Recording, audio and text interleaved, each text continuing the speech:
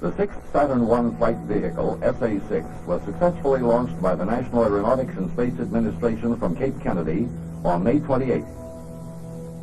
After ignition, the 8 H-1 engines build up thrust for approximately 3 seconds before hold-down arm release and liftoff.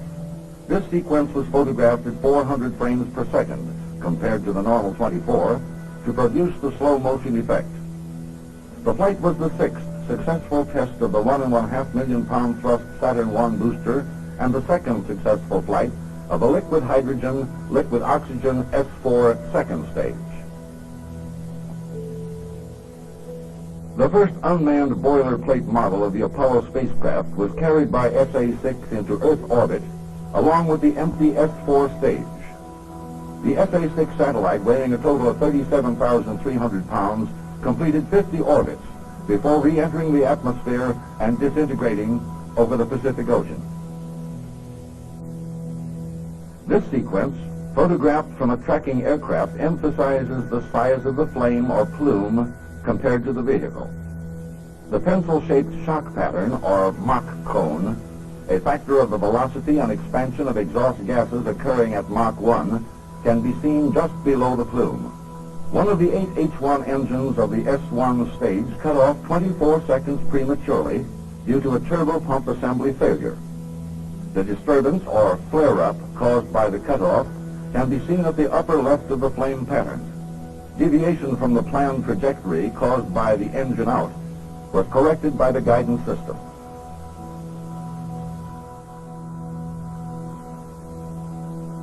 Continuing to track the vehicle, we see a typical flare-up as inboard engine cutoff occurs. A few seconds later, the outboard engines cut off. Then the Ullage rockets are fired, retro rockets are fired, and the S4 stage separates and moves off to the right. The orange flash just in front of the S4 is caused by jettisoning of the Apollo escape tower. As indicated on this SA-6 model, 8 movie cameras were mounted in capsules near the top of the S1 stage to photograph propulsion and fuel operations. 2 cameras were placed at each of 4 locations along the fin lines midway between the retro rockets. 4 cameras monitored external activity. The other 4 monitored internal activity through fiber optics cables located inside the interstage. All cameras were ejected and recovered. This is film shot by one of the external view cameras at fin number 3 looking forward. The red protruding object at center is one of the 4 Ullage rockets on the S4 stage. The liquid hydrogen vent line can be seen along the lower portion of the vehicle.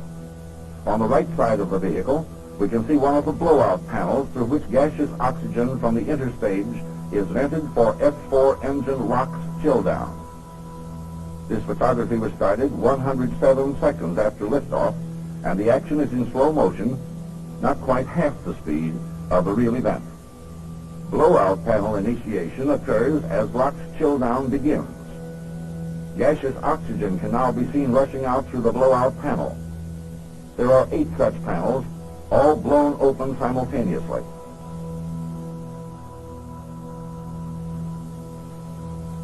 Next, the Ullage rockets are ignited. Now the S4 stage separates from the booster and the engines have started to burn.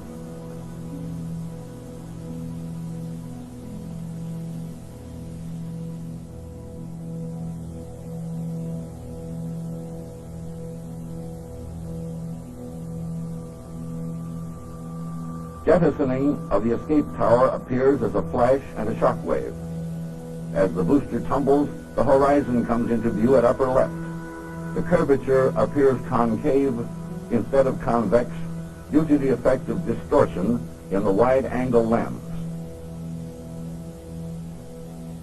As viewed from another camera located at fin number 1, we watch the same sequence of events: panel blowout, firing of Ullage and retro rockets, and separation.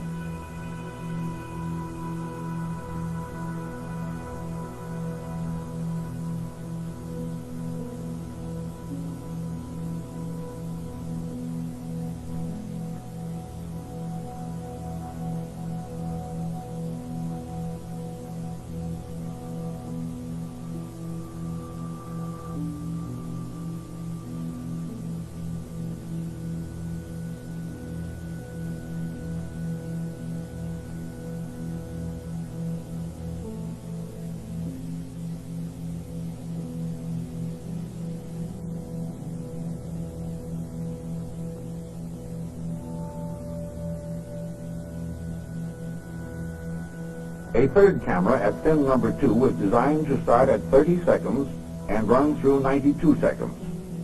As the vehicle reaches Mach 1, sunlight is refracted through the shock wave to produce this unusual effect. This particular camera was designed to view vibration of the blowout panel during Mach 1 and maximum dynamic pressure. The checkered pattern was painted on to aid in analysis of vibration effects.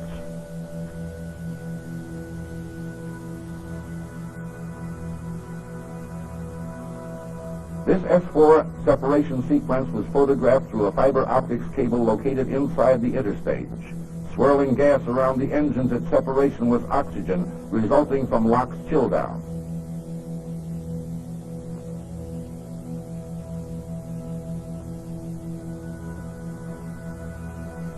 Another fiber optics camera was designed to view the LOX-SOX dispersal system. The flashing light at center is a strobe light used to illuminate another photographic sequence. 4 of the RL-10 engines of the S4 stage can be seen.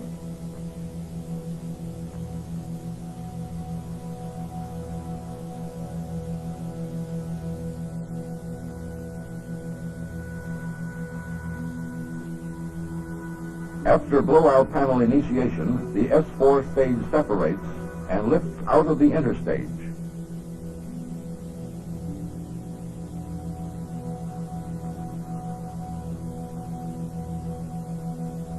Sunlight shining through the blowout panels as the booster begins to tumble creates the ghost-like effect moving through the interstage.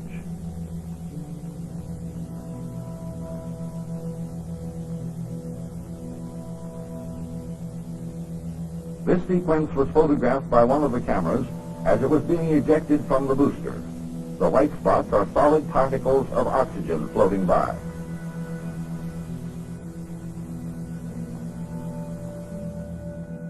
Here again is Frank McGee.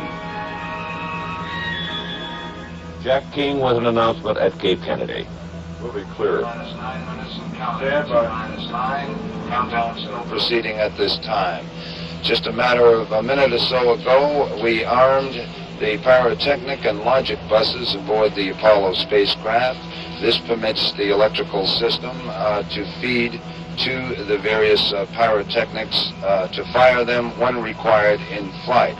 In other words, by arming them, they now can accept the signal to detonate them when they should be properly used during the mission. Our countdown still proceeding very well. Here in the Launch Control Center, some 450-man crew monitoring the status of the various propellants on board the vehicle and reading out on hundreds of other readouts concerned with the vehicle measurements and temperatures and pressures as the countdown continues. We've had an excellent countdown thus far, and there are no problems at the present time. To repeat, we are still go for weather, both here in the launch area and in the recovery area, where if all goes well, the Apollo spacecraft will splash down in the Pacific some 8 hours and 41 minutes following liftoff. This is Launch Control. Well, as you heard Jack King say, everything is proceeding very smoothly. When that first stage fires, there will be a 7.5 million pounds of thrust energy released, more than we've ever had before, and the noise should be greater than anything we've ever heard before. And as David Brinkley once said, the question will be whether the rocket goes up or Florida goes down. We'll be back in just a moment. Now here is a word from Bill. Less than 6 minutes now to the scheduled liftoff, and at Cape Kennedy, here is NBC's Roy Neal.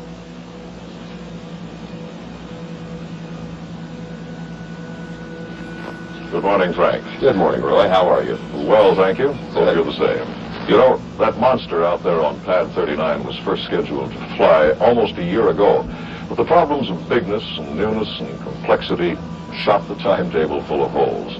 Back in September of 1966, the launch complex and the control center were ready, and the giant first and third stages were in place at the vertical assembly building, but trouble at the factory slowed down delivery of the second stage.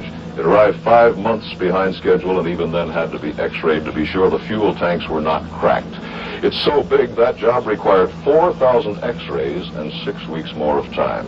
The Apollo spacecraft up on top went through extensive modifications after the tragedy that killed 3 astronauts last January, and those modifications added several more months of delays.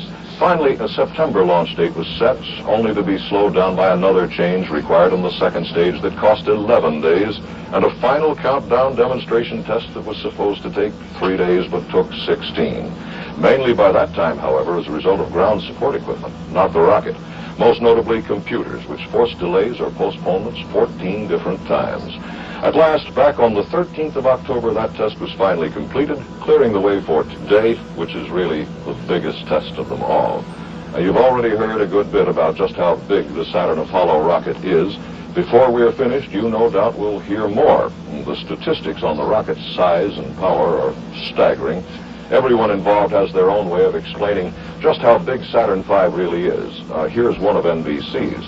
A football field extends 100 yards. If you add the 2 end zones, it's 120 yards or 360 feet long.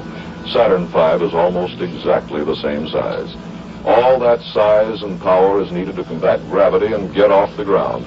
Stage 1 alone is about 46 yards long, the length of a pretty sensational field goal kick. Laid on its side, the whole rocket would extend from one end of the field to the other. A fast halfback can run the full distance in about 10 seconds with all his equipment on. Saturn V, fully fueled, with its 7.5 million pounds of thrust, will take longer after ignition than that to clear the launch pad. Now here is We've made excellent countdown, and all the launch support operations well at this time at 90 seconds and counting. Houston flight now confirms that they are go for the flight, as are all other aspects of the mission. T-minus 1 minute, 16 seconds and counting. The pressurization continuing within the vehicle at this time. We also have a hydraulic commit that will permit the hydraulics to drive the engines in the first stage. Liquid hydrogen tank in the second stage now pressurizing. T-minus 60 seconds and counting. T-minus 60. Our status board still shows we're go at this time. T-minus 50 seconds and counting. We have transferred to internal power. The transfer is satisfactory. The 6.2 million pound Saturn V launch vehicle now on its own power at 38 seconds and counting. To repeat, the ignition sequence will start at 8.9 seconds. We'll be looking to lift off at 0. T-minus 30 seconds and counting.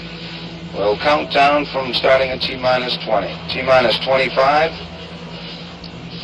Stage is reporting ready for launch. T-minus 20, 19, 18, 17, 16, 15, 14, 13, 12, 11, 10, 9.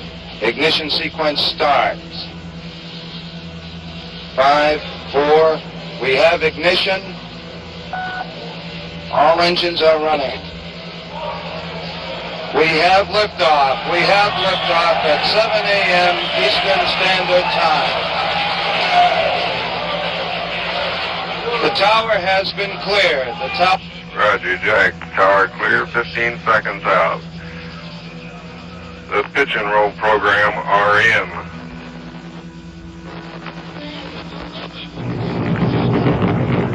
All engines still go. Booster report.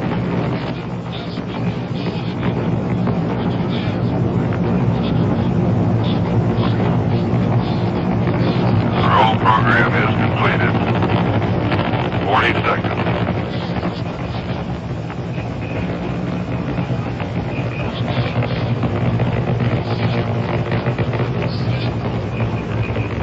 Seconds.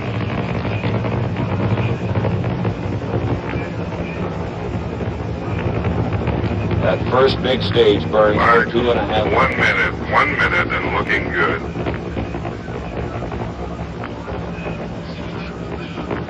It's the biggest thing ever lifted off Earth.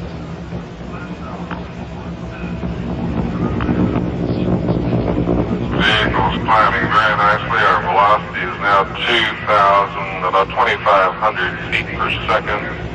We are 3 miles downrange. 3 miles downrange.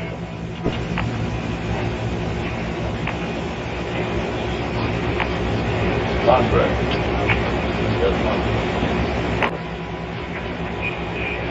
160 The million flight horsepower. controllers are reporting enthusiastically that all parameters look good.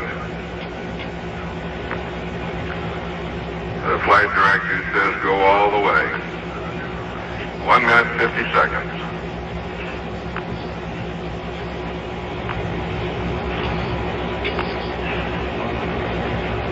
Miles downrange, 2 minutes, coming up on staging.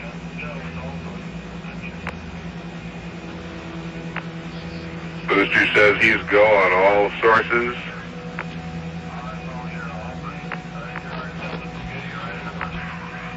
The rocket is over. The inboard engines have cut off. The inboard engines have shut down at approximately 2 minutes, 18 seconds. No reports yet on the outboard engines. There, the outboard engines, we can see it visually. Outboard cutoff was called at 2 minutes, 34 seconds. We're 50 miles downrange. The S2 has ignited. Great. Thrust is okay on the S2. The booster says we've got a good second stage. Good. We are 64 miles downrange. Velocity approximately 10,000 feet per second.